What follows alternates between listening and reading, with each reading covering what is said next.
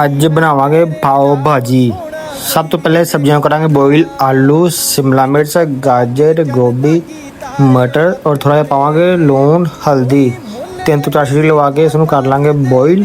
ਫਿਰ ਪਾਵਾਂਗੇ ਕੜਾਹੀ 'ਚ ਬਟਰ, ਰਿਫਾइंड और ਕੱਟੇ ਹੋਏ ਪਿਆਜ਼। ਚੰਗੀ ਤਰ੍ਹਾਂ ਭੁੰਨ ਕੇ ਵਿੱਚ ਪਾਵਾਂਗੇ ਜੀਰਾ, शिमला मिर्च, ਟਮਾਟਰ।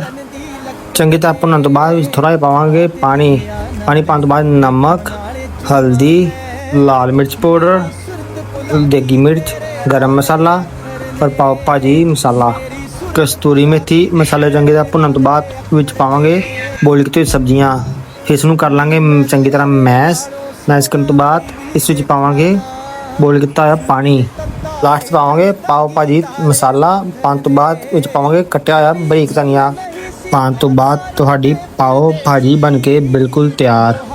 ला दिता एक चंदन दी लकड़ ने।